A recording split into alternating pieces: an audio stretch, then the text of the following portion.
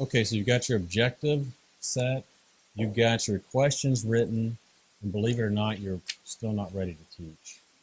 Because regardless of what you might think, and we've all probably been there to the taught, even having those two things done, your class could still end up somewhere that you never dreamed it could end up. And so what we want to do now is talk a few minutes just about the importance of lesson plans, how they help us in preparing what we want to accomplish in a class, how they help in the flow of the class, how they prevent distractions and diversion in the class, and how they help future teachers. So what I'm going to do to start with is just show you just kind of an example of a lesson plan. And so this is a template that we have that anyone that wants to use can. If you want to modify this, that's fine too. But we do want in that folder back there, besides the visual aids that you might create and the question sheets that you might create, we want a lesson plan to go with every lesson too for all age groups. So there's a place at the top to state your objective or objectives, what the student is going to be able to do or will need to do to prepare for class, the materials you're going to need in the class. Why is that important to put that in? Are you going to forget maybe what you're going to need to bring to class? Maybe. Why else might that be important? Think down the road, future. The next teacher, right? You got some things put together so that next teacher pulls that lesson plan and sees, okay, here's some things I can take to class or have in the classroom. The resource material that they're going to need to use out of the resource room in preparation for the class. I already mentioned what the student will need to do. And then the planned activities. Within this planned activities section is going to be your question sheet somewhere, or variations of that, maybe not all done at one time, but maybe done at separate times with other activities in between. But this is going to be, the bulk of your class time here. And it's really important to do it this way so that your class doesn't get off track. Closure, application, and assignments for the students for the next class. And so I pulled just a sample lesson plan too, just to go over a couple of things with you here for just a couple of minutes. So this particular class was for the 3rd and 4th grade level, and the lesson objective was the student will be able to explain how you must have faith if you want to please and believe in God. Is that a reasonable objective? Yeah. Is that a measurable objective? How is that measurable? They're going to have to explain it back, right? And if they can explain it back, then you're going to know that they understood the material, okay? And so that's a great objective. The student preparation for this is that they're supposed to do their memory work and that they're supposed to do their worksheets ahead of time, fill the questions out. They have several planned activities for this class. One of them is going to be a prayer. They're going to ask one of the boys in the class to lead the prayer. They have this written down on the activity list. Go over the memory verse, review and talk about the things that were done in the previous class so that there's a continuity with the children in the class. And then going to talk about the lesson in the worksheet. And, the objective again is to be able to explain how you must have faith if you want to please and believe in God. So they go back to the worksheet and they've got questions that they're going to ask. They've also got on the worksheet, boxes they've built in to expound on these questions they're asking.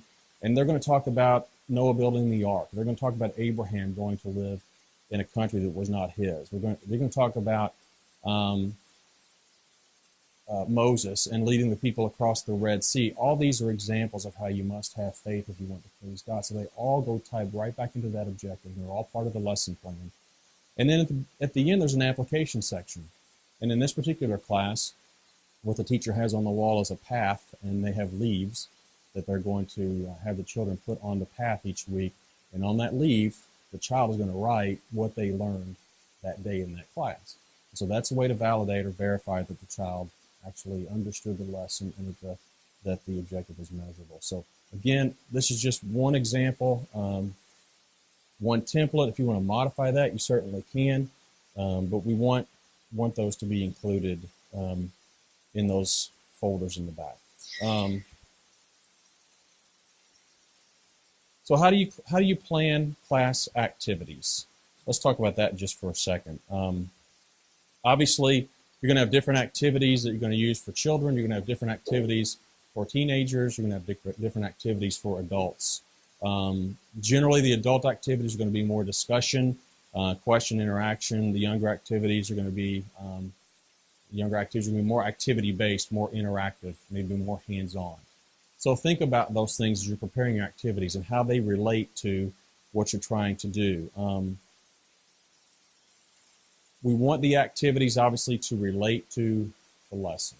Again, it's all Bible-based. We want those activities to be part of the objective so that that message is continually being driven home, not just, again, to fill time in the classroom. As far as the junior high and the high school and the adult classes, I think something that happens very often is the children get to that age, and oftentimes, I'm going to raise my hand as a man, the men are now teaching those children. Some of them, the junior high are still children in many ways. And so they go from a room that has, a lot of interaction, a lot of activities, and teachers that have planned things for them in their lesson plan to a class now where the only thing they do is they walk in and they go through the question sheet and then they leave. And so that's a big, big change for someone going from the 6th grade to the 7th grade. So I guess our point is this. As part of your lesson plan for junior high, high, and adult, if you have opportunity to plan activities that relate to the lessons, plan those activities, man. We're not necessarily as creative as our wives, but ask for help. Our wives are very helpful in that way. In the adult class, some things I've done, and in the high school class too, is to break the class up sometimes into groups and discuss particular aspects of the lesson, and then all come back together 5 minutes later, and each group explains, what they've brought out of the scripture, and so everyone learns from each other that way. So just an example there of something to try. One thing we definitely want to do as we go through these classes is we want to avoid lecturing. We don't want these classes, especially for the junior high and the high school and the adult classes, to turn into a lecture. It's a very difficult thing for those young people to sit through. What the lesson plan does more than anything, two final things. It helps you budget your time. Some of us, when we do our lesson plans, I don't do this so much. I know Morgan, I've seen some of his lesson plans. They're down to the minute, and that's great. That works for him. I mean, he'll have how much, kind of like what I've got right in front of me right now, how much time I'm supposed to spend on this. That's what he does with his lessons. And I've tried that, I think, at least once or twice. But it keeps you on task so that you don't end up in a situation where you get to the end of the class and you haven't covered half of what you asked the students to prepare for. And again, that's really important. So it really helps you budget your time. But the other thing it does is it helps you accomplish those objectives. The lesson plan assures that the objectives are met. It's kind of your roadmap to reach that accomplishment. Okay. Let's talk about visual aids for just a couple of minutes. So we retain about 10% of what we hear. We retain about 50% of what we see and about 85% of what we do, okay? So knowing that, and knowing that that's true for adults too, as well as children, we're a very visual, hands-on society. We learn very well that way. And so we need to find ways to enhance that learning using visual aids. How do we properly use visual aids in the classrooms? Well, as you look back in the resource room and you go through some of those boxes, you're going to find a lot of really great visual aids to use. As you walk, if you haven't taught here before, as you walk through the classrooms, through the hallways, and look in those classrooms, you see some great ideas to use for visual aids. Again, we want them all to relate back to the lesson. The message that we're trying to get across is the focus, not necessarily the presentation of the visual aid.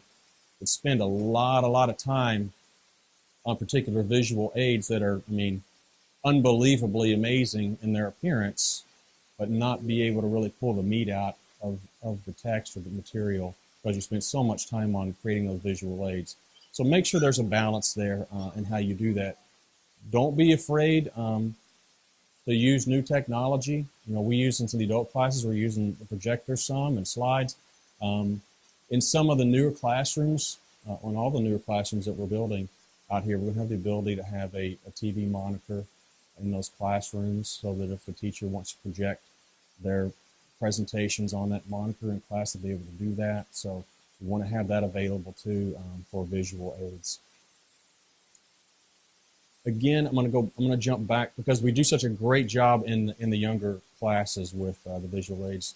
Just another word about the junior high up through adults. Again, they go from 6th grade to walking into a classroom where the rooms are completely bare. They're white and they're pale. There's nothing on there, and they just answer questions or they're lectured to. We can do a better job with that. Again, it's kind of back to it being on us men, and we can find some creative juices in ourselves and talking to our wives and other ladies to help us with this. This is the class Keith and I are teaching in right now, Christian Foundations. It's not much, okay, but we've got some color in here. We've got a lot of buzzwords on the wall that are things that we're talking about. We've got, some scriptures up here too. We've got a timeline over here on the side that we use in class each time for some activities during the class. These took a few hours to create, but this wasn't that big of a daunting task to do. If you've ever been in Morgan's Daniel Revelation class, got some amazing visual aids in there that he puts up. So think outside the box a little bit in those junior high, high school, and adult classes to create some things because we retain so much of what we see. I don't think there's anything else I specifically want to cover there. We're going to finish up here and talk about hints and tips for a better class, and we may actually have some time here at the end to take some questions. We want to make sure that we can do that if possible. Obviously, everybody's goal, outside of making sure that the truth is taught and we use the Bible as our only source of information here, is to have the very best class that we can, regardless of whether you're teaching the 12 to 24 month or teaching an adult class. We want to have the best class that we can. And so if you are teaching and you're fairly new at this, ask someone with more experience for advice. Ask them for help. Ask them for tips. Ask to teach with someone that has more experience. It's going to make your experience better. It's going to make you grow. Work with that co-teacher in advance. That's really important. I know, Greg does a great job, and I know it's a hard job because I did it for a while when I served as a deacon. It's one of the most difficult jobs to do is secure teachers, because if they see you coming, a lot of times, when they see your notebook in your hand, people want to go the other direction. It's hard to secure teachers. And if you don't volunteer to do it till late in the game, then it's hard to prepare in the best way. So, get together with that co-teacher, decide who you're going to teach with, and then start that preparation way ahead of time. Effort, it's a critical point, and everyone here does a great job. But let's make sure we maintain that effort and maintain that excitement for all the classes. We talked about creativity some already. Especially for the children's classes, we've touched on this a little bit. It's really important to try to get to know who those children are in the class ahead of time. For a number of reasons we've touched on already, what kind of questions we're going to write, what kind of backgrounds they come from, some things their families might be struggling with. So try to find that out, and you can do that by talking to the current teachers. It's really important, when you're teaching those children's classes, to know their names when you walk into the class that first time. That's a big deal for those kids, to know that the teacher knows their name and knows who they are. So make sure you take the time to do that. Another great thing to do is to talk to the teacher ahead of time just about maybe how the class has gone. And, right on up through the high school class, I would recommend doing that. Not just the little children. The adult classes change so much, it's not probably something that we can accomplish asking the previous teacher. Find out what the strengths of the class are. Find out what the children really thrive on as far as the types of questions and activities that help them learn. And also maybe it's an opportunity to find out whether there might be a student in there that's a little more challenging than another student. And sometimes discipline problems are created or manifest themselves maybe because a child's not learning.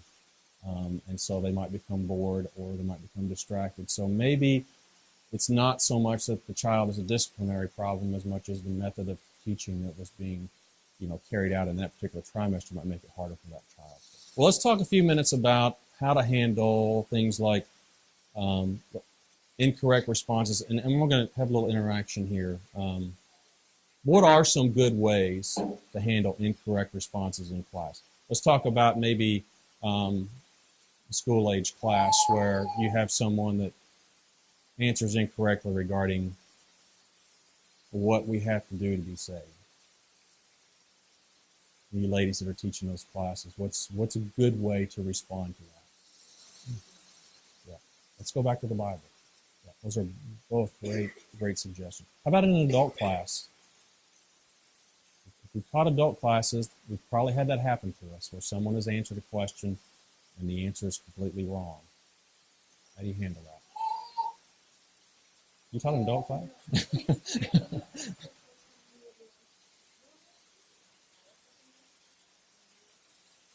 Very good. So that gives an opportunity for other people to have their input.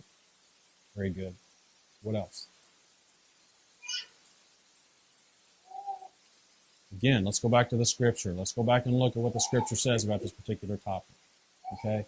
The last thing we want to do, as we pointed out, is embarrass anybody. We don't embarrass any children. We don't embarrass any adults in their excitement to try to answer questions. How about handling off-track questions or controversial questions that come up in a class?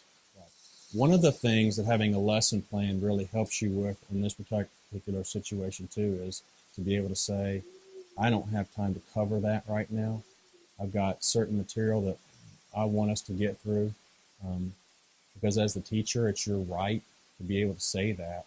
I don't mean that in a mean way. It's your responsibility and your right. So we're just not going to have time to talk about that. We can talk about that later. I'd love to. It's a great question. Let's meet after class or set up a study for that. Okay. Okay, one of the other things just to cover real quickly as far as making it a better class is we want to lead the students to reach the conclusions themselves and be able to verbalize it themselves. Why is that important? If they can reach the conclusion themselves, why is that important? They're going to own it, right? They're going to own it, and they're going to be more likely then to obey it and carry it out in their lives if they've reached that conclusion on their own rather than having somebody force that on them. Exactly.